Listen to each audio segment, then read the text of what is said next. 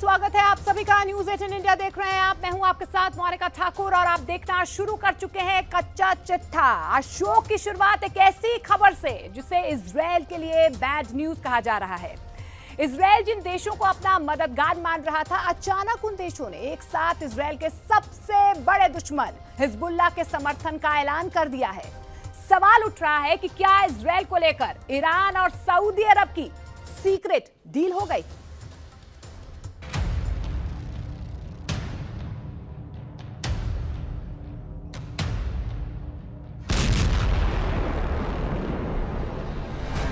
ये video Lebanon से आया है। इसे रिकॉर्ड करने वाला इजरायल का ड्रोन है और नीचे भागते हुए लोग हिजबुल्लाह के लड़ाके हैं। गौर से देखिए ये वीडियो। ये दोनों भागते हुए एक बिल्डिंग में दाखिल होते हैं ताकि इजरायल के ड्रोन इन्हें देख ना ले, लेकिन होता वही है जो इजरायल का ड्रोन चाहता है।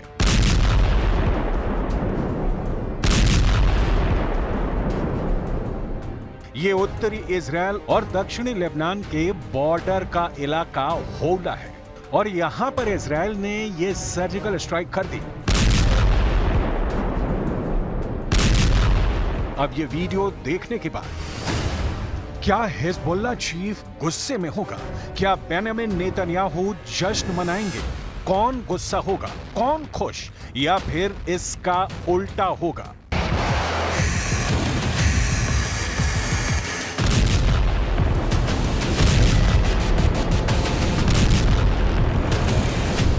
क्योंकि लेबनान और इजरायल के बॉर्डर पर चल रहे युद्ध के बीच एक ऐसी खबर आई है जिसने इजरायल की उम्मीदों के बड़े परखच्चे उड़ा दिए हैं।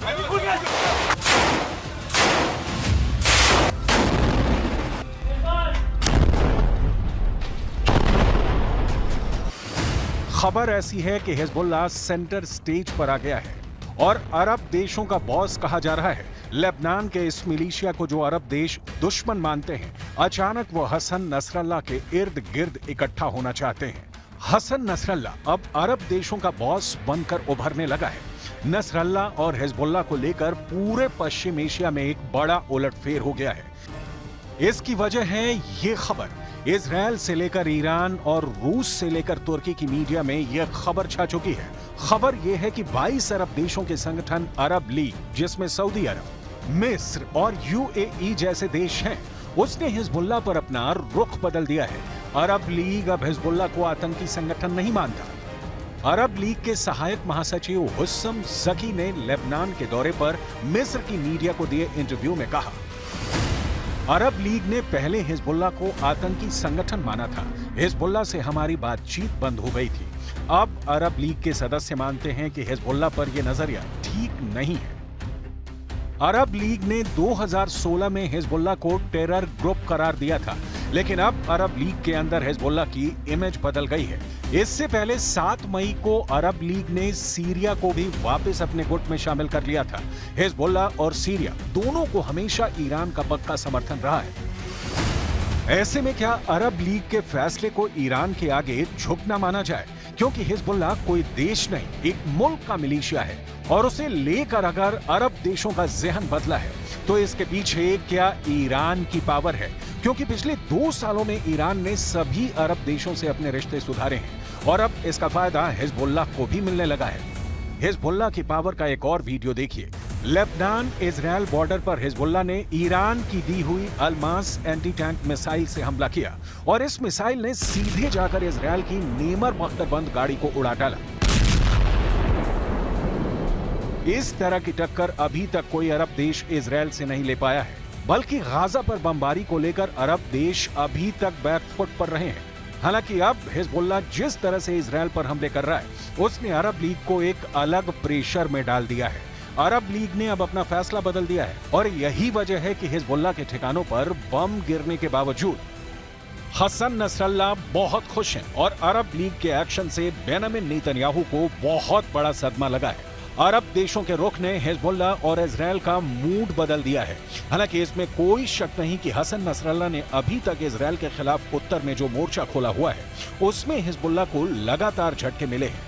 बहुत कम दिन ऐसे गुजरते हैं जब लेबनान में हिजबुल्लाह के किसी लड़ाके का जनाजा ना निकले।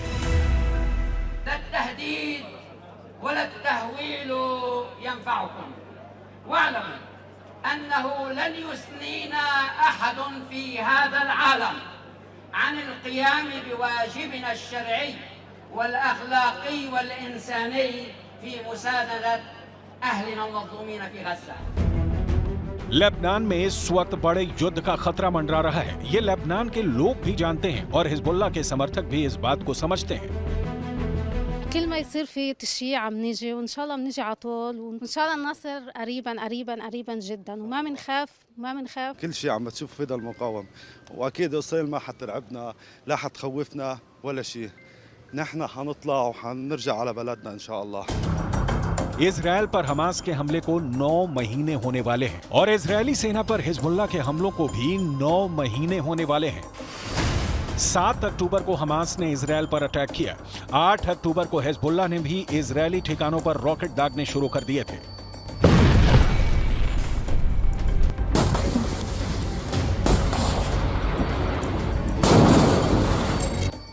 इजरायल के रक्षा मंत्री यो गैलेंट ने कहा है कि हिजबुल्लाह इजरायल से युद्ध की बड़ी बातें करता है, लेकिन सच ये है कि इजरायल की जवाबी कार्रवाई में उसे बड़ा नुकसान उठाना पड़ा है।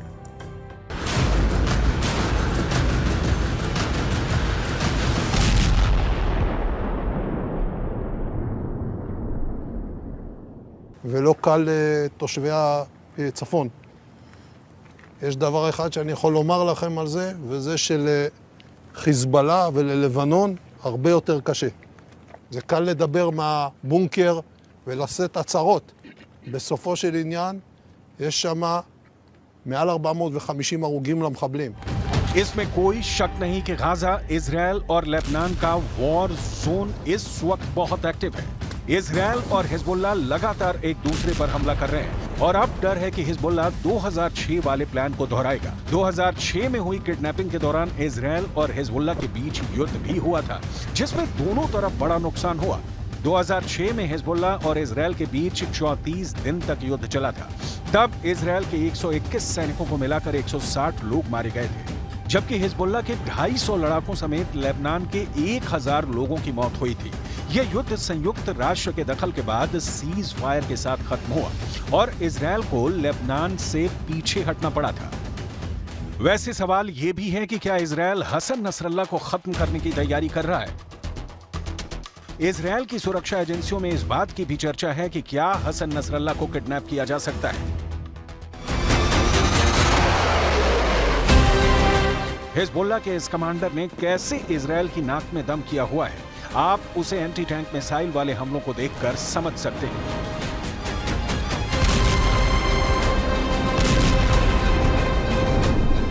न सिर्फ ऐसे हमलों से हिजबुल्लाह इजरायल की बख्तरबंद गाड़ियों को उड़ा रहा है, बल्कि बॉर्डर पर तैनात किए गए कई कम्युनिकेशन सिस्टम पर भी धमाके कर रहा है। अब उसका प्लान इजरायली सैनिकों को किडनैप करना है, लेकिन इजरायल को कम आंकना गलती होगी। गाजा में लड़ाई के साथ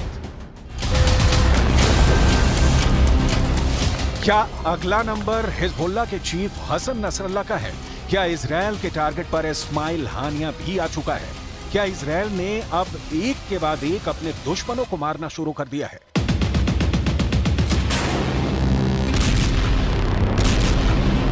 करीब 9 महीने से पूरा पश्चिम एशिया एक बड़े युद्ध की चौखट पर बैठा हुआ है। अगर गाजा पट्टी इजरायल की बमबारी में खंडहर बनती जा रही है, तो उत्तर में इजरायल और लेबनान के बॉर्डर पर मौतों का खेल चल रहा है। अब सबका फोकस हिजबुल्लाह के कमांडर हसन नसरल्लाह पर है।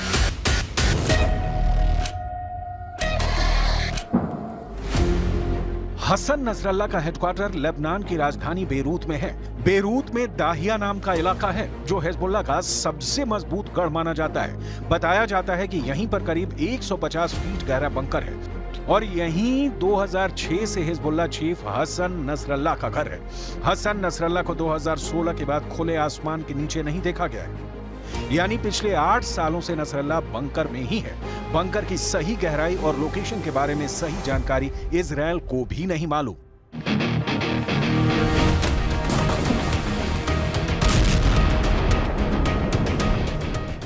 आखिरी बार 2016 में हसन नसरल्लाह को पब्लिक के बीच देखा गया था। हसन नसरल्लाह का पब्लिक के बीच आना अचानक होता है। इसके बारे में उसके सुरक्षा कर्मियों को भी आखिरी पलों में बताया जाता है। हसन नसरल्ला के साथ बंकर में 19 सुरक्षा कर्मी हमेशा मौजूद रहते हैं।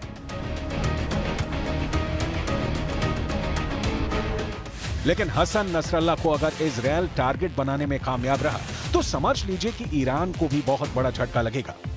वैसे नेतन्याहू भी यही चाहते हैं, लेकिन उनकी ये ख्वाहिश अब पश्चिम एशिया को बड़े युद्ध में धकेल सकती है।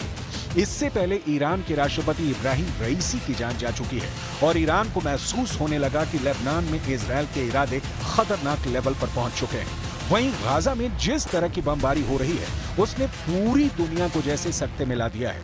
हजारों बच्चों की मौत को लेकर इजराइल इस वक्त कटघरे में है।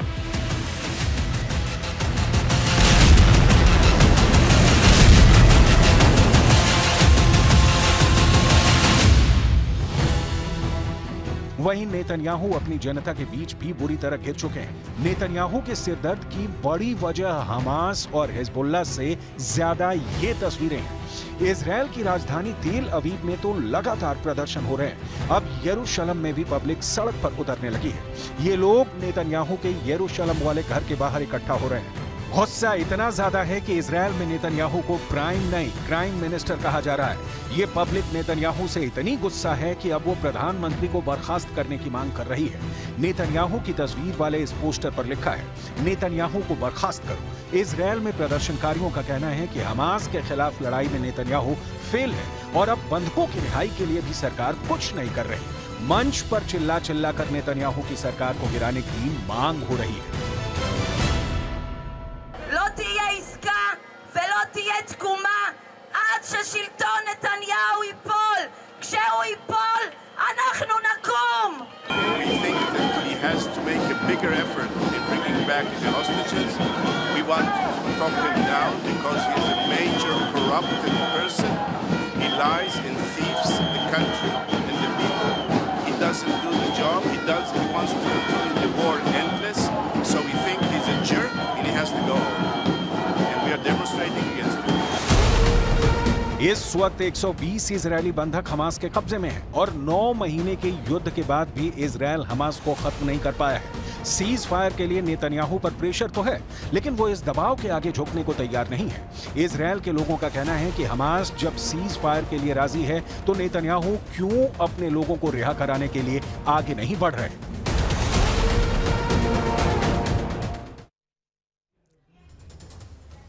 हिजबुल्लाह अरब वर्ल्ड का नक्शा बदलने पर तुला है तो उत्तर कोरिया के किम जोंग उन कोरियाई प्रायद्वीप की तस्वीर बदल देना चाहते हैं। लेकिन हिजबुल्लाह और किम दोनों की राह का सबसे बड़ा रोड़ा है अमेरिका। इस वक्त कोरियाई प्रायद्वीप के जैसे हालात हैं उसे देखकर लगता है कि अमेरिका को एक और युद्ध में कूदना पड़ सकता है, क्योंकि पिछले 24 घंटे में अमेरिका के सबसे बड़े दुश्मन ने तीसरे युद्ध का डबल सिग्नल दे दिया है।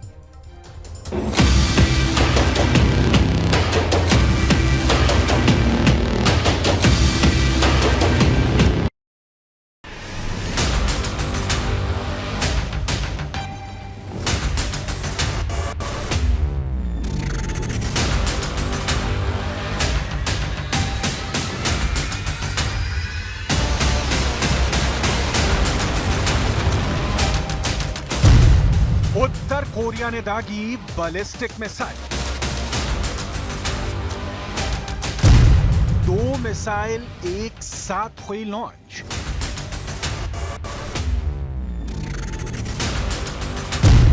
किम जोंग के निशाने पर कौन है?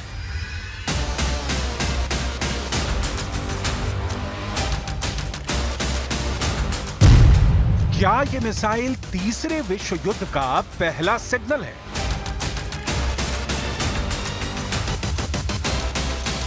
उत्तर कोरिया के शासक किम जोंग उन की बारूदी सनक ने अमेरिका को डरा दिया है। अमेरिका बहुत ज्यादा घबरा गया है। बिल्कुल सही सुन रहे हैं आप। किम जोंग उन ने एक बार फिर एक नहीं दो बैलिस्टिक मिसाइलें दागी हैं। उत्तर कोरिया की मीडिया ने बताया है कि दोनों कम दूरी की बैलिस्टिक मिसाइल थी। पहली मिसाइल 600 किलोमीटर दूर जाकर गिरी, जबकि दूसरी मिसाइल करीब 120 किलोमीटर दूर जाकर फटी। उत्तर कोरिया की मिसाइल फायर से एक बार फिर उत्तर कोरिया और दक्षिण कोरिया में तनातनी बढ़ गई है। उत्तर कोरिया ने मिसाइलों को उस वक्त लॉन्च किया है जब अमेरिका, दक्षिण कोरिया और जापान ने वॉर एक्सरसाइज की है।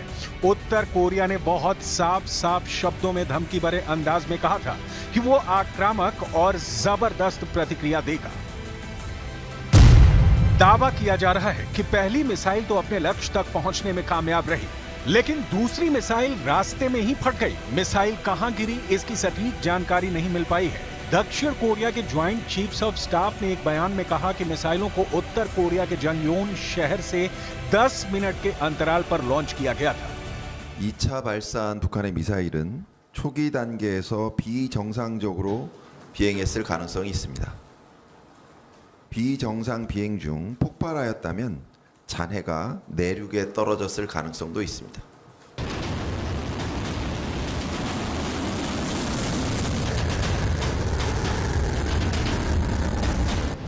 दुनिया का यह हिस्सा कोरियाई प्रायद्वीप कहा जाता है। यहाँ तनाव काफी बढ़ चुका है।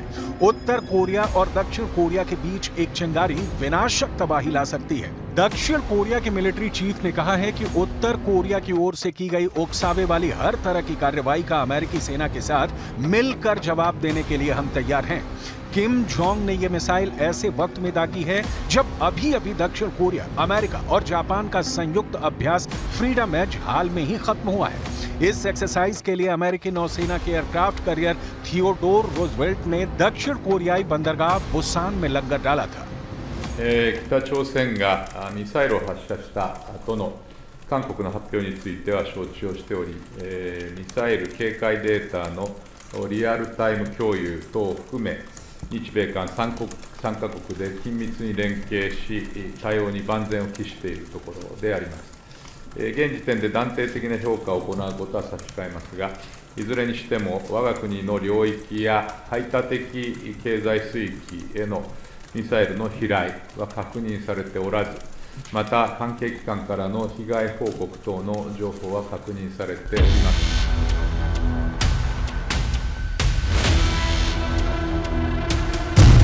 इस बीच अमेरिका ने दक्षिण कोरिया में F-22 फाइटर जेट भेजे हैं। अमेरिका से भेजे गए कई फाइटर जेट सियोल के पास तैनात किए गए हैं। ये अमेरिका के सबसे खतरनाक स्टेल्थ फाइटर जेट हैं, जो रडार की पकड़ में नहीं आते।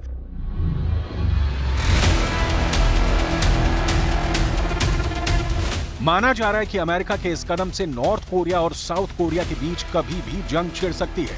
अमेरिका ने साउथ कोरिया में सैन्य तैनाती कर दोनों देशों के बीच तनाव को और बढ़ा दिया है। किम जोंग उन के दुश्मन पूछ रहे हैं कि क्या उनके कंधे पर पुतिन का हाथ है, और यही वजह है कि वो दुनिया की सबसे बड़ी ताकत को भी लाल आंख दिखा रहे हैं। पिछले महीने ही रूस के राष्ट्रपति व्लादिमीर पुतिन उत्तर कोरिया के दौरे पर गए थे। पुतिन ने तब व्यापक रणनीतिक साझेदारी वाले एग्रीमेंट पर हस्ताक्षर किए थे।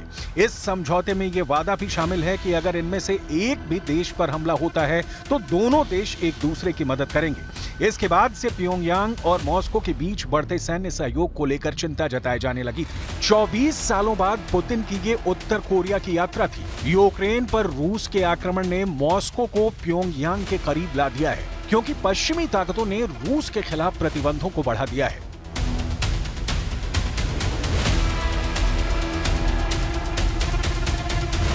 अमेरिका, दक्षिण कोरिया और पश्चिमी देश उत्तर कोरिया पर पहले से ही रूस को हथियार बेचने का आरोप लगाते रहे हैं। इनका दावा है कि उत्तर कोरिया की बदौलत ही रूस इतने लंबे वक्त से यूक्रेन में टिका हुआ है। अमेरिकी मीडिया लगातार इस बात पर बवंडर मचा रहा है कि उत्तर कोरिया रूस को हथियारों का बड़ा सप्लायर बन चुका है। पिछले महीने अमेरिकी रक्षा मंत्री लॉयड ऑस्टिन ने भी कहा था कि उत्तर कोरिया के गोला बारूद और मिसाइलों के साथ साथ ईरान के ड्रोन रूस की नई वॉर ऑक्सीजन बन गए हैं। यूक्रेन की जंग में रूस को वापसी करने का मौका दे रहे हैं, और अब उत्तर कोरिया के इस ताजा मिसाइल टेस्ट ने फिक्र की नई लकीरें खींच दी हैं। अब ये समझिए कि अगर नॉर्थ कोरिया का फ्रंट खुलता है तो अमेरिका कितने फ्रंट पर युद्ध में शामिल होगा। यूक्रेन में अमेरिका रूस के खिलाफ खड़ा है, इजरायल में हमास के खिलाफ अमेरिका खड़ा है, ताइवान में चीन के खिलाफ अमेरिका खड़ा है, लाल सागर में यमन के चैलेंज के सामने अमेरिका खड़ा है, और अब अगर उत्तर कोरिया का फ्रंट खुला तो अमेरिका को भी यहां खड़ा होना होगा।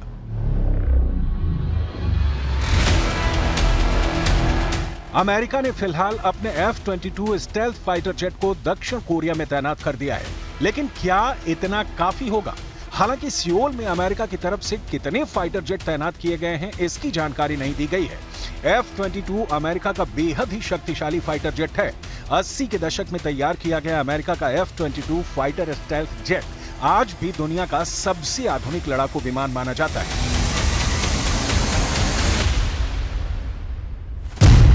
ये 5वीं पीढ़ी का फाइटर जेट है जो स्टेल्थ तकनीक से बना है और ये रडार के नजर पर नहीं आता। इस पर AIM-260 BVR मिसाइल लोड होने के बाद तो इसकी ताकत और बढ़ जाएगी, जिससे निपटना चीन के लिए मुश्किल होगा।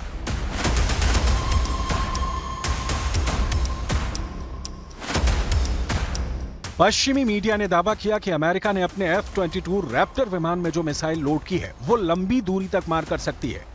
F-22 इसलिए बहुत खास माना जाता है कि अमेरिका ने जब ये विमान बनाया तो उसने इसे अपनी एयरफोर्स को लैस करने के अलावा किसी और देश को नहीं बेचा, यानी उसके दुश्मनों के पास इस विमान के बारे में बहुत कम जानकारी है।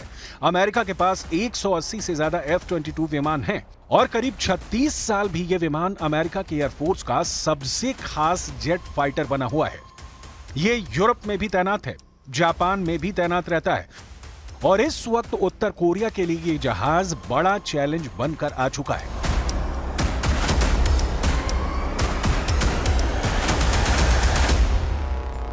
यूक्रेन ने सेना की कमी को पूरा करने के लिए नई रणनीति तैयार की है, तो रूस ने यूक्रेन पर हमले के लिए नया प्लान तैयार किया है। दोनों ओर से एक दूसरे पर जबरदस्त हमले हो रहे हैं, लेकिन इन हमलों में रूस का पलड़ा झुका हुआ नजर आ रहा है। ज़ेलेंस्की के लाख चाहने के बावजूद यूक्रेन की सेना पुतिन की नई मोटरसाइकिल फौज को आगे बढ़ने से रोक नहीं पा रही है।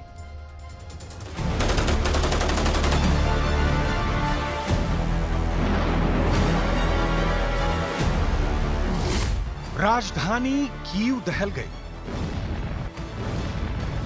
खार्किव में मच गई भगदड़, डोनेस्क में मच गई मारकाट, विल्नियांस्क में हुई 7 लोगों की मौत। पुतिन की फौज हर दूसरे मिनट यूक्रेन पर मिसाइलें दाग रही है। सेना के शिविर हों या आम आदमी के घर, मिसाइलें दोनों के बीच कोई फर्क नहीं कर रही। युद्ध के मैदान में यूक्रेन के सैनिक मारे जा रहे हैं और शहरों में आम आदमी।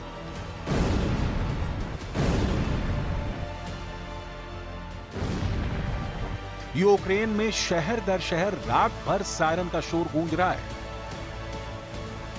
सुरक्षा एजेंसियां एक जगह अलर्ट जारी करती हैं तो पुतिन की सेना दूसरी जगह हमला कर देती है। सेना के सुप्रीम कमांडर राष्ट्रपति ज़ेलेंस्की के सामने मुसीबत है कि देश की रक्षा कहां-कहां करें।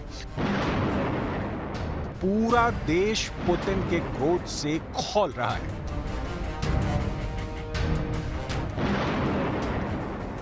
यह पूर्वी यूक्रेन का तोरेत्स्क क्षेत्र है। ड्रोन से तस्वीरें ली गई हैं। आपकी स्क्रीन पर जो ब्लर हैं, यानी साफ नहीं देखा जा सकता, वो उन लोगों के शव हैं जो रूस के हमले में जान गंवा चुके हैं। यूक्रेन की फौज लोगों का हाल जानने निकली तो उसे ऐसी कई लाशें रास्ते पर पड़ी मिली। Ситуация, и так как мы 3 дня вообще не могли вот это эвакуироваться, еще нам вчера прилет разбило полностью наш дом, там очень сильно, там ни стенок не осталось, вообще все вот так вот, поэтому все на стрессе, на эмоциях, в слезах, очень страшно. हालात भयावह हैं। लोग सारी रात आंखों में काटने के लिए मजबूर हैं। रूस का कब कौन सा गोला उनके अपनों की जिंदगी उड़ा ले जाएगा, दिलों में दहशत भरी है। पुलिस यूनिट के एक अफसर से सुनिए मंजर कैसा है। Був потужний обстріл з кабів, ствольної артилерії. Постійно працюють епівідрони, міномети, каби. Дуже небезпечна та напружена ситуація. 30 जून की आधी रात रूस की फौज ने राजधानी कीव में मिसाइलें दागी। इस मिसाइल ने एक अपार्टमेंट को मलबे में तब्दील कर दिया। कीव पुतिन के टॉप टारगेट पर है, लेकिन यूक्रेन के दूसरे शहरों के मुकाबले कीव पर रूस हमले करता रहा है। हालांकि इस हमले में किसी के भी मारे जाने की अब तक कोई खबर नहीं है। रूस ने खार्किव पर गाइडेड बम से हमला किया है। इस हमले में एक शख्स की मौत हो गई है। यूक्रेन के राष्ट्रपति वोलोदिमीर ज़ेलेंस्की ने टेलीग्राम पर पोस्ट शेयर किया है। रूस ने यूक्रेन के खिलाफ पिछले एक हफ्ते में 800 गाइडेड बमों का इस्तेमाल किया है। विश्व बिरादरी हमें जितनी जल्दी मदद करेगी, हम उतनी ही तैयारी के साथ रूस के हमलों का जवाब दे पाएंगे। हम रूस की मिलिट्री इंफ्रास्ट्रक्चर को सबक सिखा पाएंगे। हम उतनी ही जल्दी शांति स्थापित कर पाएंगे। ज़ेलेंस्की के पास अपील के अलावा बहुत सारे विकल्प नहीं बचे हैं। शांति की जो अपील ज़ेलेंस्की कर रहे हैं उसमें यह शामिल है कि नाटो ताकतें जो हथियार उन्हें सप्लाई कर रही हैं उनमें तेजी लाई जाए और उसकी तादाद बढ़ाई जाए, क्योंकि ज़ेलेंस्की के लिए जंग दिनों दिन मुश्किल होती जा रही है। हालांकि यह तथ्य है कि जहां जंग के शुरुआती दौर में सिर्फ रूस ही यूक्रेन पर अटैक करता था और यूक्रेन सिर्फ काउंटर अटैक करता था, अब यूक्रेन रूस में घुसकर भी हमले कर रहा है और रूस के हथियारों को तेजी से नष्ट करने में भी कामयाब हो रहा है।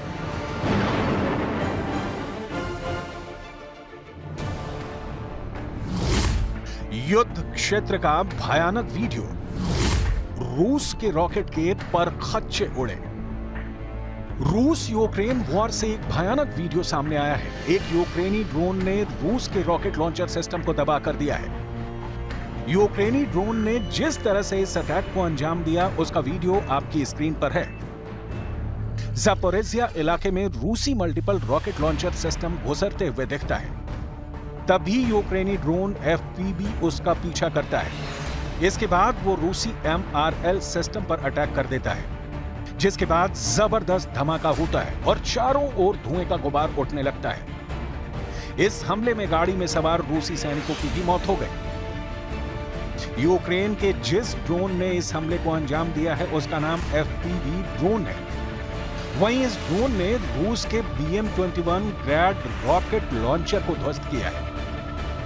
यहां आपको BM-21 ग्रैड को जरूर जानना चाहिए। क्या है BM-21 ग्रैड? BM-21 ग्रैड रूस का एक मल्टी रॉकेट लॉन्चर सिस्टम है। इसे रूस के घातक हथियारों में से एक माना जाता है। गाड़ी पर फिट ये रॉकेट लॉन्चर सिस्टम ऑटोमेटिक है और पल भर में रॉकेट की बौछार कर देता है, जिससे दुश्मनों को संभलने तक का मौका नहीं मिलता। BM का मतलब बो, ये ववा, माशीना और ग्रैड का अर्थ होता है ओला। इस पूरे सिस्टम को ग्रैड मल्टीपल रॉकेट लॉन्चर सिस्टम के रूप में भी जाना जाता है। यूक्रेन के हमले तेजी से बढ़ रहे हैं, इस सच के बावजूद कि ज़ेलेंस्की हथियारों की भारी कमी का सामना कर रहे हैं।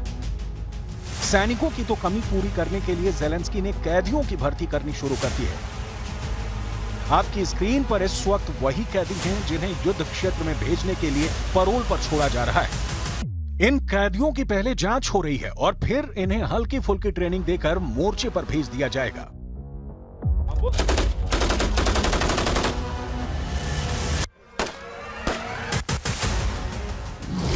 यूक्रेन में अब तक ऐसे 3000 कैदियों को रिहा कर मिलिट्री यूनिट में शामिल किया जा चुका है। यूक्रेन के कानून मंत्री के मुताबिक यूक्रेन करीब 27,000 कैदियों को सेना में शामिल कर सकता है। अपने देश यूक्रेन के लिए लड़ने के लिए जेल से छोड़े जा रहे कैदियों को जेल प्रशासन क्या समझा रहा है, आप भी सुनिए। Головне – це бажання, бо ви йдете захищати батьківщину, там на 50% не вийде, там треба на всі 100. Навіть на 150. Якщо кожен буде викладуватись на повну катушку, то, соответственно, і мета буде досягнута, і задачі будуть виконані. यूक्रेन के कैदी देश के लिए लड़ेंगे और इसकी मौत जान भी हो सकती है, लेकिन कैदियों का मैसेज लाउड एंड क्लियर है कि देश के लिए कुछ भी करेगा। Які хочуть це робити, це я думаю, що це гарна ідея. Не всі тут знаходяться, як вам сказати, такі злочинці, як думають на волі люди. Тут є такі ж хлопці, які просто ступилися. І у них є бажання, велике бажання захищати свою державу, чому б не дати. सैनिकों की संख्या में कमी को देखते हुए पुतिन ने भी रूस में कैदियों को रिहा कर उन्हें सेना में शामिल किया था। ज़ेलेंस्की भी यही कर रहे हैं। 2 साल 8 महीने की लड़ाई का नतीजा यही है, लेकिन यह सिर्फ सेना की संख्या है। यूक्रेन में यार रूस के आम आदमी कितने मारे गए हैं, इसका कोई भी सटीक आंकड़ा या रिकॉर्ड दुनिया की किसी भी एजेंसी के पास मुकम्मल तौर पर नहीं है। इस बीच खबर आ रही है कि रूस ने यूक्रेन को मात देने के लिए नई रणनीति अपनाई है। बैटलफील्ड में अब तक ऐसी रणनीति किसी भी देश ने नहीं अपनाई थी। मोर्चे पर पुतिन की मोटरसाइकिल सेना। रूस अपने सैनिकों को अब बाइक से भी युद्ध के मैदान में भेज रहा है। ये फौजी दुश्मन पर हमला करते हैं और बिजली की रफ्तार से वापस चले जाते हैं। सीमा रेखा के आसपास इस तरह के बाइक अटैक काफी बढ़ गए। यूक्रेन के लेफ्टिनेंट मिखाइलो हुबुत्स्की ने रूसी मोटरसाइकिल हमले के बारे में कहा। वो तेजी से आगे बढ़े, फैल गए और मुड़ गए। मोटरसाइकिल, डॉट बाइक, क्वाड्रीसाइकिल और ड्यून बग्गी पर सवार होकर रूसी सैनिक अब लगातार हमले कर रहे हैं। वो मोर्चे में कुछ इलाकों में होने वाले सभी हमलों से लगभग आधे के लिए जिम्मेदार हैं। सवाल उठता है कि पुतिन को मोटरसाइकिल वाली सेना उतारने का आइडिया कहां से आया? इसका जवाब बहुत तर्कपूर्ण दिखता है। रूस ने यह नई रणनीति भारी मात्रा में बारूदी सुरंगों से भरे लगातार निगरानी वाले युद्ध क्षेत्र के लिए अपनाई है। तो ही ड्रोनों की मौजूदगी बख्तरबंद वाहन को आसान टारगेट बना देती है, लेकिन तेज रफ्तार मोटरसाइकिलों और बग्गियों को तोपखाने से निशाना बनाना मुश्किल है। वो उन बारूदी सुरंगों से बचने के लिए मुड़ सकते हैं जिन्हें बख्तरबंद वाहन ऑपरेटर शायद नहीं देख पाए।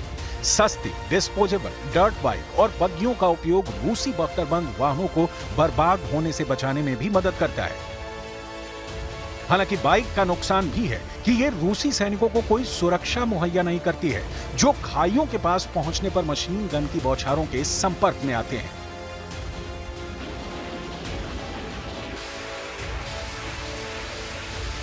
बख्तरबंद वाहनों का स्टॉक खत्म हो रहा है, इसलिए रूसी सेना अपने सैनिकों को सस्ती मोटरसाइकिलों पर युद्ध में भेज रही है।